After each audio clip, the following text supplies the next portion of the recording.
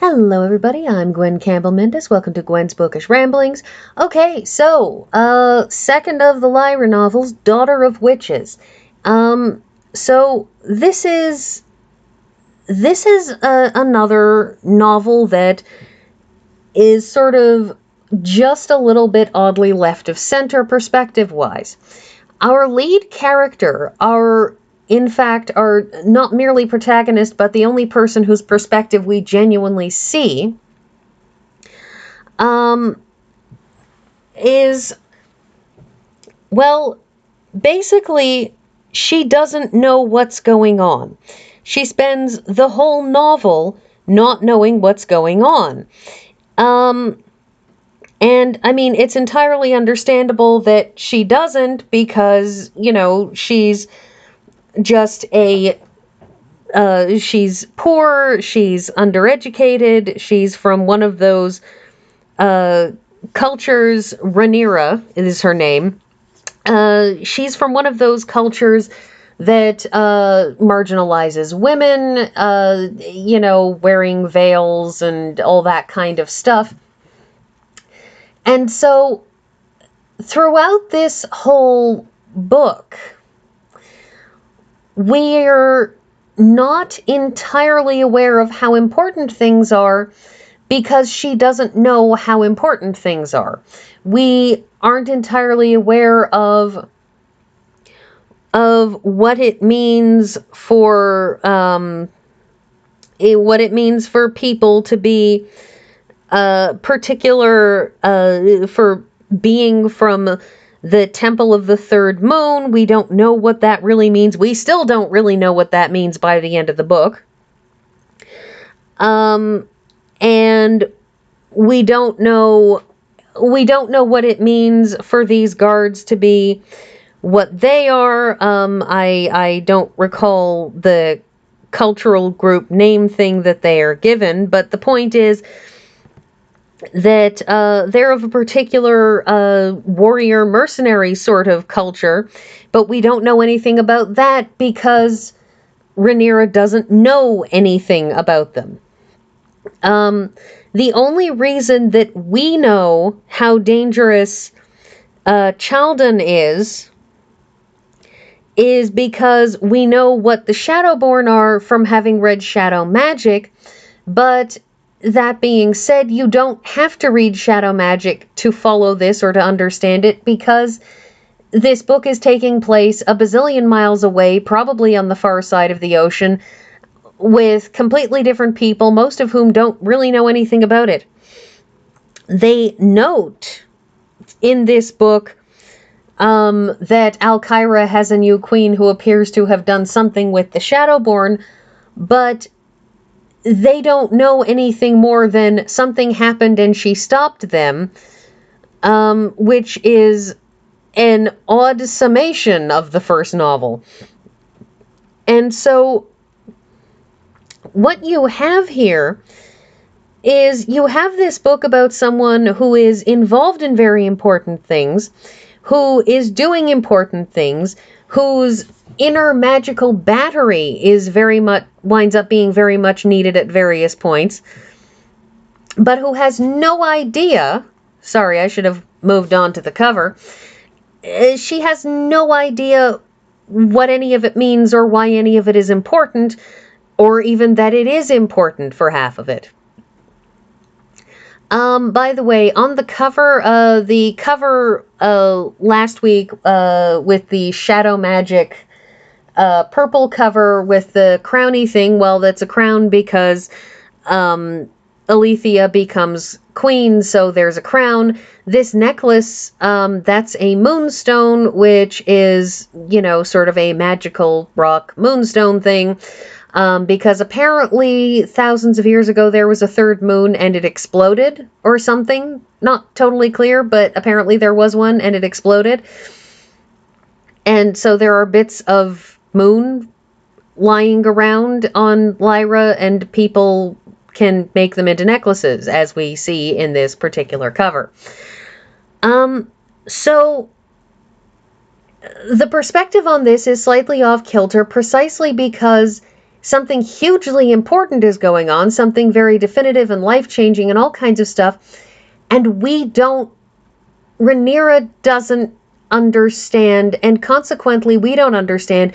We can understand more than Rhaenyra because we have either read the first book or you've read a lot of fantasy novels, so you know how these sorts of things work.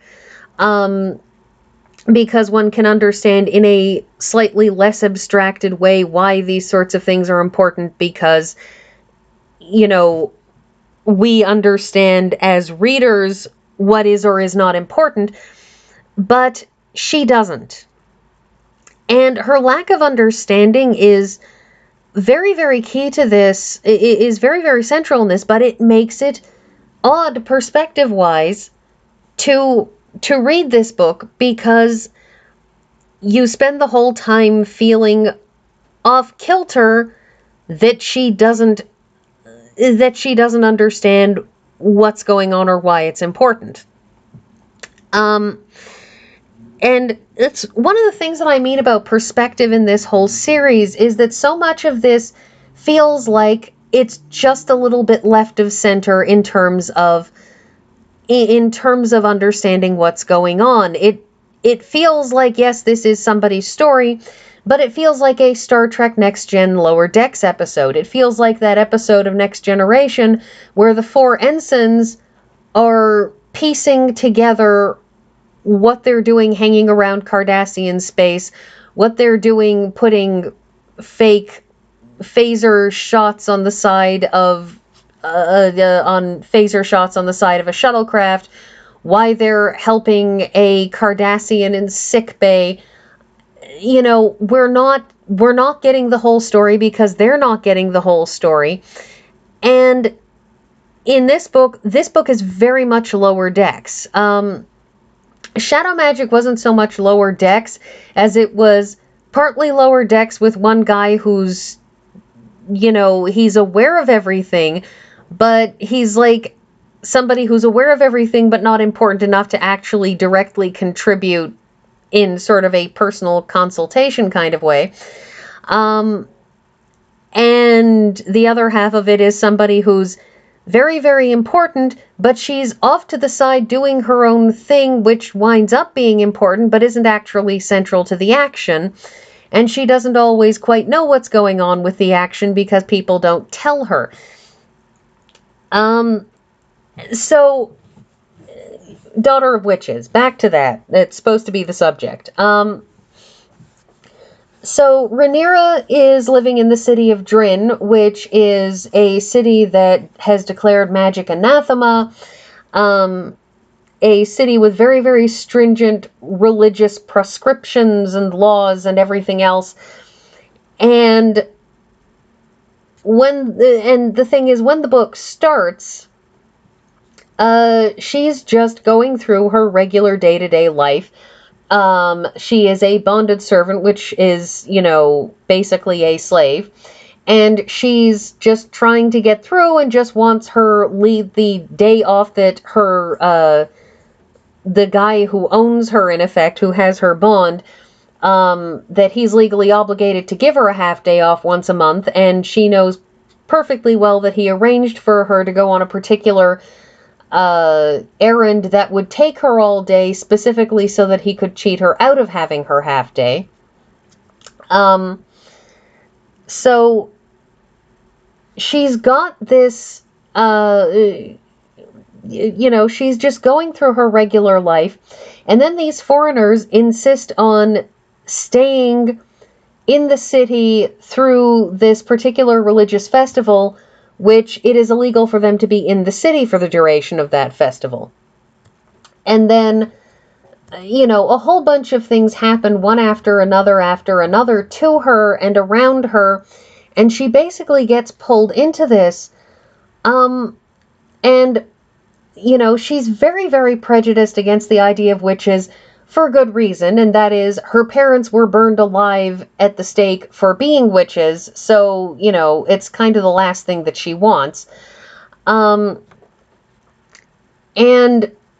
so throughout this book, you have her seeing these people who, in a fantasy novel, they're kind of your bog standard hero types, a couple of honorable mercenaries who are there defending the healer sorceress who is there to find out what's going on and stop the bad guys from destroying the Temple of the Third Moon. And and so Rhaenyra winds up being unwillingly drawn into their particular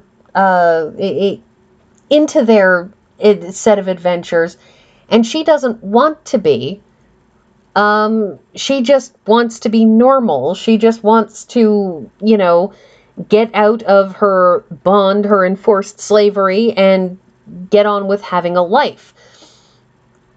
And so throughout this whole thing, she's constantly faced with people who are dressing and acting in ways that are unseemly according to her upbringing. She's constantly faced with effectively being asked to assist with witchcraft and to assist witches, even though, that's the last thing that she wants, because she's been raised to see witchcraft is evil, and also because her parents were burned at the stake for it.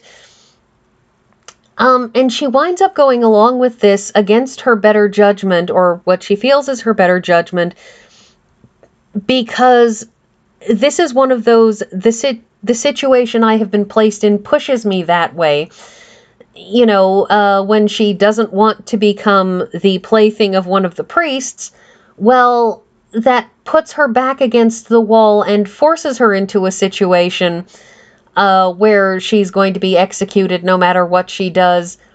And these are people who are going to try to help her escape, so she sort of, is shrugging and going along with it almost as a matter of, well, if I go with you guys, I have a chance of getting out of this, whereas if I stay here, I'm going to die, so even though I don't like you and don't trust you because you're witches, it's a better chance. But it's not... It's all unwilling, and it's all from the perspective of somebody who doesn't understand why these people are doing what they're doing, or why what they're doing is important. It's just adjacent to the people who are actually doing the important work. Now, she winds up being key, she winds up being important, she winds up, discovering things about herself and her supernatural powers, etc., etc. But even by the end of this book, we still don't know what the Temple of the Third Moon is. We still don't exactly know what they do or what they worship or why they're doing the things they do. We still don't understand. We understand very, very little about these people that she's agreed to leave Drin with. We don't know what or how or why for any of this. And it's an unsettling ending in that way. Now, it's not an unsettling ending, sort of objectively speaking. Everything works out in the end, and she's going to get taught how to use her magic, and, she's admitted the truth, and hopefully she won't be... She has a sort of a weird semi-magical, semi-psychosomatic reaction to magic, where she starts to accidentally burn herself to death, sort of in a subconscious rejection of magic. It's a weird sort of combination of mental block and magical block that works together. It's interesting conceptually, because you don't often see something like that in these sorts of books. A person who has a magical... who has what is in effect a magical side effect to a psychological issue. She's got this phobia of magic, and so because she's got this phobia of magic, her magic reacts by burning her when she uses it, which intensifies the phobia. It's a cycle. It's very, very intriguing. These bits of psychological depth are something that I've liked in other novels by Patricia Wrede, which I am not talking about here. And that's just about my time, so I will, I guess, get on to the next novel in the series and see you all next week.